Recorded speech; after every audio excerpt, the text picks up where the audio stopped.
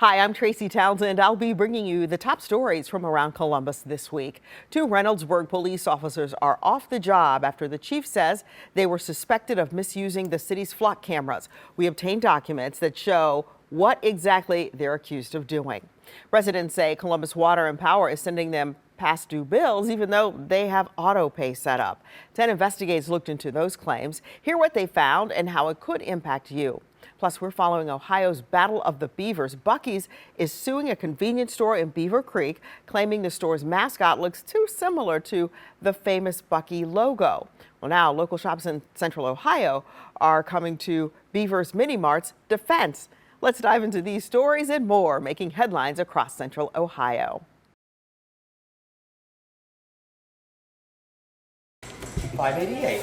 Today at the original goodie shop, the hottest item on the menu is beaver cookies, a dozen beavers, 2 dozen beavers, you know. The Upper Arlington Bakery started making these cookies overnight with the logo for Beavers Mini Mart in Beaver Creek. I think we've made the couple dozen, 100 last night, another 300 or 400 this morning, and we're still making them. I saw it on Facebook last night, and I told my husband, oh my gosh, I have to go get these cookies to support this business. I hope that Buc-ee's sees the support for the small business and backs down and lets them just do their thing. $1 from every cookie sold will go towards the Mini Mart's legal fight against Buc-ee's. In a trademark infringement lawsuit filed in federal court, Buc-ee's argues the cartoon beaver with wide eyes and a smile is too similar to their famous mascot, and it could cause confusion among consumers. The Mini Mart posting this sign on their door, saying, "We created Beavers Mini Mart to represent our connection to this community and the community we proudly serve, Beaver Creek." Bakery owner Miranda Smith says seeing another small business go through this fight feels personal. Oftentimes a business might just have to fold and give in because they can just keep at it forever. 10 TV reached out to Buc-ee's for comment. The company did not respond. Legal experts say a court battle like this could cost millions of dollars if it continues. For now, those supporting the Mini Mart are taking it one step at a time. Thank you for coming in. Yeah, of course. One cookie at a time. Reporting in Upper Arlington, Carla Rogner, 10 TV News.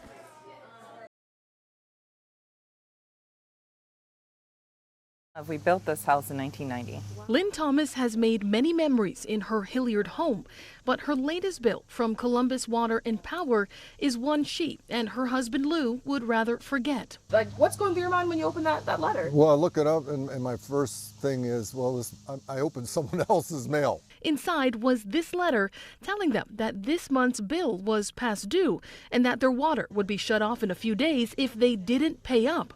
But then that same letter goes on to say that they shouldn't pay because they're already enrolled in an auto pay program. At the top is a customer service number to call. I called it. I was on hold forever. Lynn says it took her 2 hours of calling and researching before she learned that Columbus Water and Power was having issues with its auto pay system. Well, we worked toward a resolution. Eventually, Columbus Water and Power put out this automated message. It admits that they're having trouble with their auto pay system, and customers using that system are encouraged to disenroll from the program, pay this month's bill manually, and then enroll again for next month. It also says that late fees will be waived. The Thomases say they've followed those steps, but they add that Columbus Water and Power could have done a better job of communicating with its customers. I could see a notice saying we're having problems with our auto draft and that we would like for you to make a payment right now, but to send out a warning notice they're shutting my water off because of their problems is completely stressful for people, and it's illogical. I reached out to Columbus Water and Power to get some more answers, and I heard back from a spokesperson. He told me that they're in the process of switching over to monthly billing and that this issue is connected to that transition. He also told me at this point they don't know how many customers have been impacted by this issue. If you are affected, they are asking that you either call or email their customer service department. In Columbus, Rochelle Aline, 10 TV News.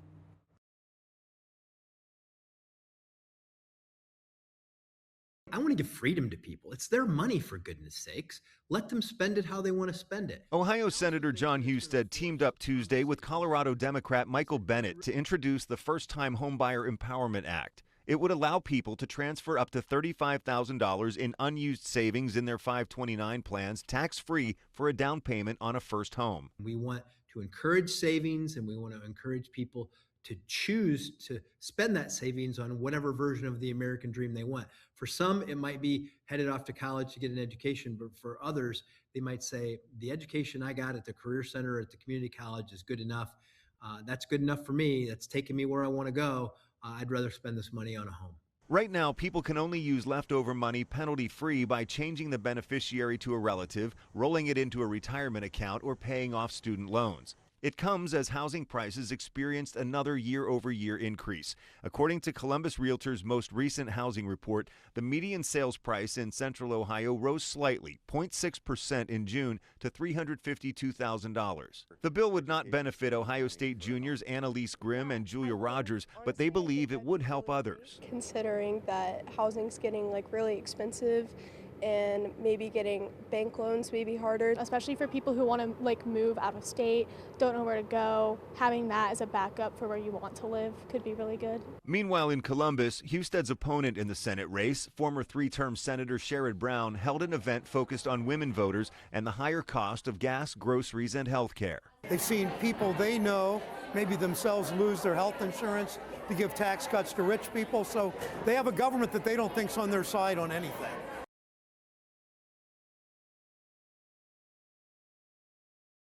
The new law allows different law enforcement departments and prosecutors' offices from different counties to work together to charge these criminals for rings of thefts instead of just individual crimes.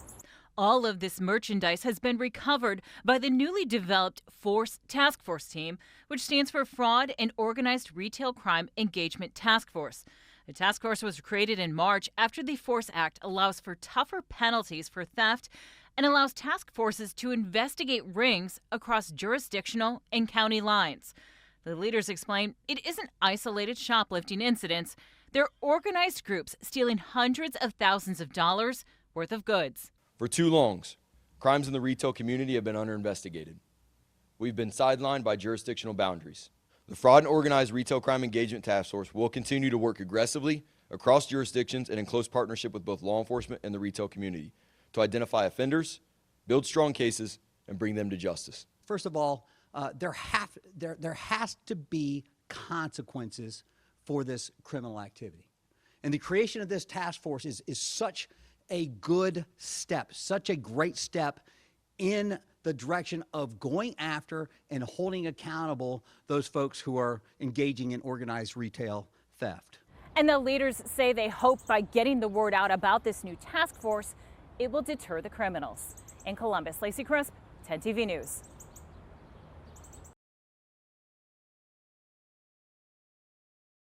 Diego Montoya Gonzalez appeared virtually from Jackson Pike Correctional, but the child's mother and the father, who's accused of shooting him, sat in the courtroom as prosecutors read the charges against him. Detectives began looking into 20-year-old Diego Montoya Gonzalez after the mother of an 11-year-old found a video on her child's phone. The mother of the victim called Grove City Police to report that her 11-year-old child was sexually assaulted by, at the time, an unknown adult male. The next day, prosecutors said the child's father lured him back to the home. The child's father started messaging the defendant on a TikTok account as if he was his daughter, stating that, quote, the daughter, was home alone because, again, quote, her parents had left. At about 6:09, the defendant showed up to the back door of the residence. The father answered the door and ultimately shot the defendant twice. The child's father sat in the courtroom as Montoya Gonzalez was arraigned. He's charged with felonious assault, but we're not showing him to protect the identity of his daughter. According to a complaint, the father told police he planned to beat Montoya Gonzalez up, hold him, and call for police. But he believed Montoya Gonzalez was reaching for a gun, so he says he shot him. Prosecutors said investigators found multiple videos on Montoya Gonzalez's phone showing the sexual abuse of children, including an infant or toddler. He's charged with rape, pandering sexually oriented material involving a minor, and obstructing official business because prosecutors said he tried to run when he was arrested. A judge gave Montoya Gonzalez a $20,000 recognizance bond and $50,000 cash surety bond. He's also ordered to stay away from the victim's family. Reporting at the courthouse, Carla Rogner, 10 TV News.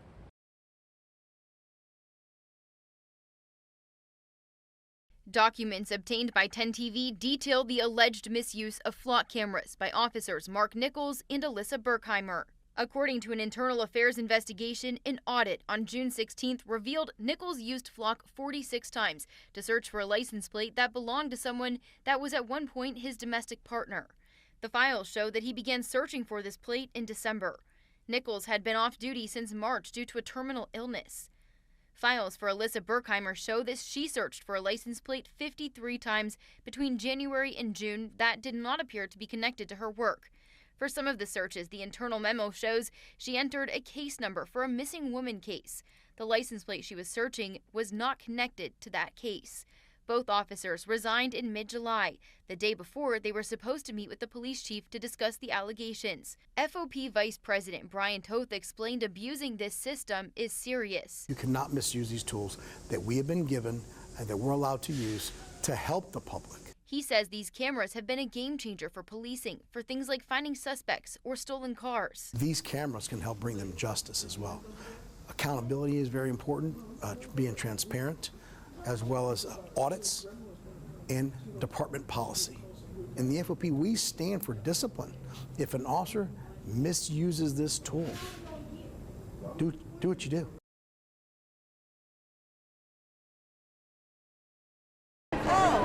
At John Glenn International Airport, we are going to Switzerland. I'm going to Charleston.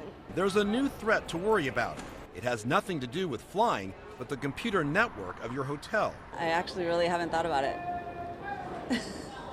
Maybe I should have.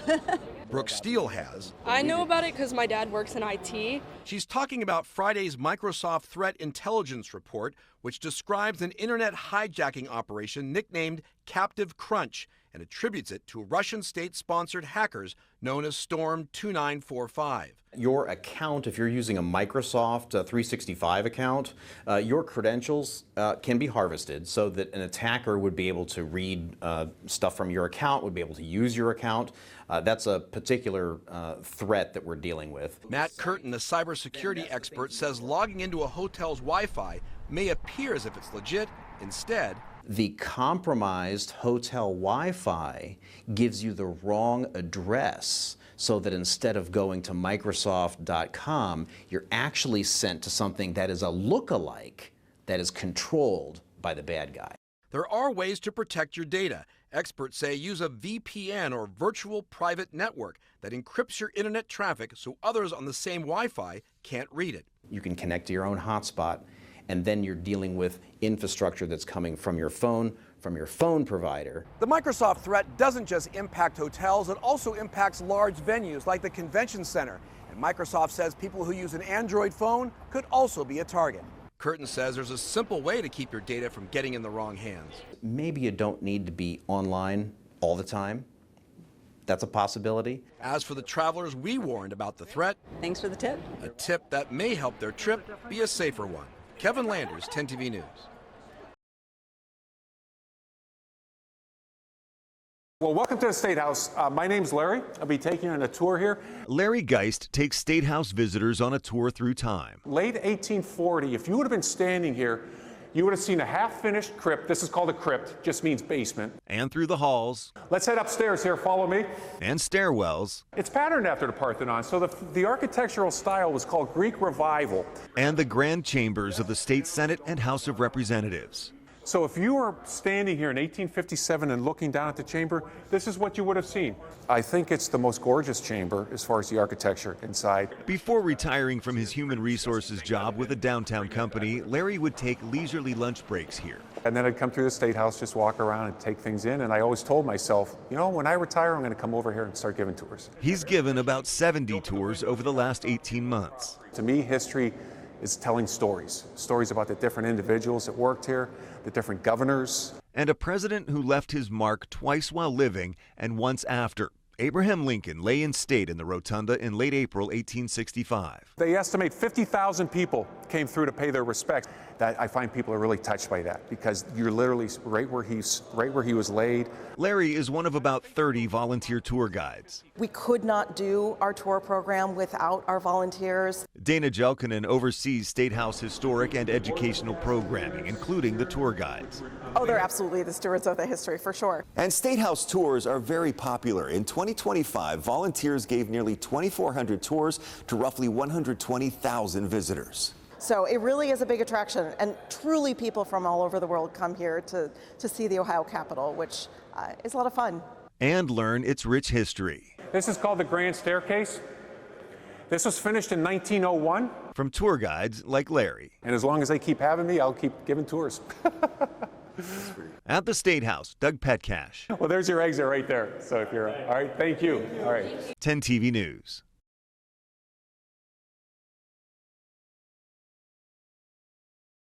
This is something that's very important to me. Jackie Morgan lives in Heath, where for decades it's used oil-filled brine to remove ice and snow from the roads. Brine that ODOT once used back in 2020 but stopped out of concerns regarding radium and other toxic chemicals. Our goal was to hopefully have it banned all of Ohio, so we didn't have to deal municipality by municipality, village by village. Morgan says if it's not good enough for the state of Ohio, other communities like hers should also do away with it. Radium 226 and 228 have a half-life of 1,600 years. So when it's spread on our roads, it doesn't dissipate, it doesn't evaporate, it bioaccumulates. This is a map of where oil-filled brine is spread onto roads in Ohio. Enter Assistant Professor Arbor Quist, who is launching a pilot study on how this type of brine may or may not impact public health. To date, Ohio has no law against spreading oil-filled brine, despite its chemical makeup. So the question is, why would we allow something that has known carcinogens on our roads? Yeah, a lot of residents are asking that same question. Her soon-to-be study focuses in large part on Licking County, which has high levels of naturally occurring radon in the U.S., according to an ODNR study.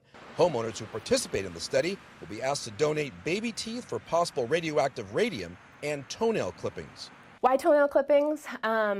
Toenail clippings they're easy to collect and easy to store. They're also a stable biomarker, and so it estimates exposure from the past 6 to 12 months. As for Jackie Morgan, she believes the chemical mixture inside oil-filled brine is an issue all Ohioans need to be aware of.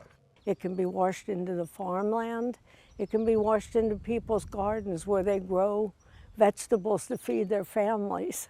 To incentivize people to donate baby teeth or toenail clippings, they can get a $40 gift card for toenails, $80 gift card for baby teeth, and if they donate both, they can get a $90 gift card. Reporting from Heath, Kevin Landers, 10 TV News. 911, what's the address of the emergency? I work at AMC City, and there's a fight in our lobby.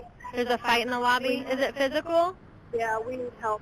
Grove City police say it happened Monday night around 10:30 involving 5 teens, a 14-year-old boy, a 15-year-old boy, a 15-year-old girl, an 18-year-old man, and a 19-year-old woman. We're not naming those involved because they're facing misdemeanors. Yeah, are you at the movie theater? Yes, we are. Okay. We have several fights breaking out. We need help immediately. Okay, how many people are involved? About 6. Are there any weapons involved? Yeah.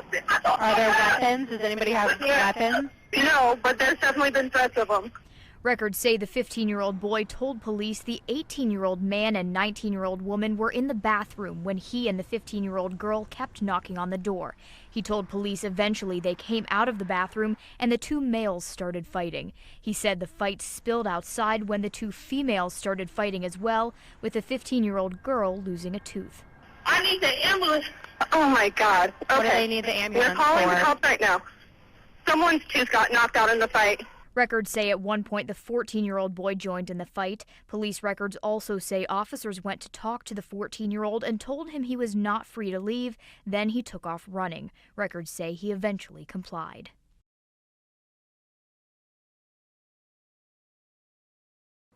Fairfield County health officials say that 8 cases of Legionnaire's disease have been confirmed here at Country Lane Gardens. It's a rehab and nursing facility, and the health department says it was notified of this outbreak July 29th. Officials say all 8 people were hospitalized and remain in the hospital.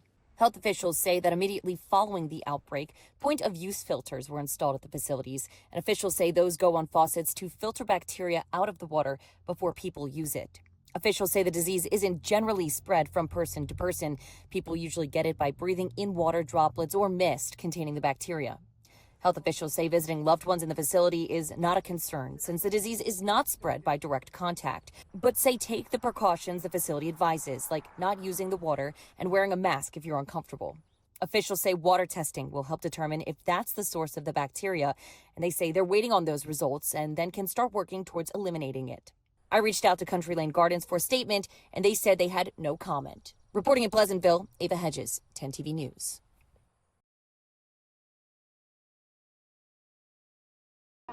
Marcia Seymour has worn many hats in the Olentangy School District over the past 30-plus years. This was my bus 159. I got it when it was brand new back in 2013. So it's kind of sad to see it like this, but I love it. Still has a purpose in teaching us all about safety. One of her biggest roles, a bus driver. Seymour still steps in to drive from time to time and participate in trainings like the nearly 200 bus drivers in the Olentangy School District did Tuesday. We are trying to get our drivers better prepared for the what-ifs. And this year we wanted to put a bus on its side to show them what this would look like if it were them. Putting band instruments, backpacks stacked to get kids out the roof hatch if the bus is on its side. This would be terrifying, especially if the glass broke. The training does not stop here. District leaders tell me that earlier this week, drivers with less than 2 years experience were taken around the county, specifically to places and roads that may have changed over the past couple of months. We wanted to make sure that we drove them around our district, showed them the railroad crossings, talked about them, showed them the roundabouts, our building. All of these roads, the traffic is increasing, so there again, we have to be on the alert. Drivers will continue training with mock emergencies and practice routes before picking up students on the first day of school. In Olentangy, Amy Steigerwald for 10 TV News. That's a wrap on this week's edition of Around Columbus, your look at the stories shaping Central Ohio. Thanks for spending time with us. Stay safe, stay informed, and we'll see you next time. And don't forget, you can always get the latest updates on the go with the free 10 TV News app.